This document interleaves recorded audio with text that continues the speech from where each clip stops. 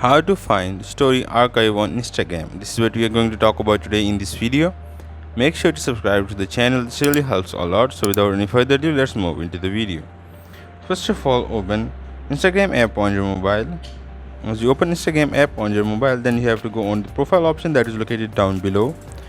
As you click on the profile option, then you have to go on these three lines that are located up above. As you click on these three lines, then you have to go your activity option. As you go on your activity option, then you have to scroll down and go to archived option.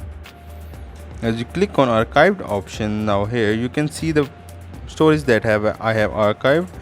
Now these are my location where I archive my stories, and also the calendar in which the date is mentioned in which I put it my stories and archived them. Let's say my story was archived on June 21. This is how I can know when I archive my stories and how I can put them back on the story. This is all from the video. Make sure to subscribe to the channel. If you have any question, put it down in the comment section, and also don't forget to hit the like button. Thank you.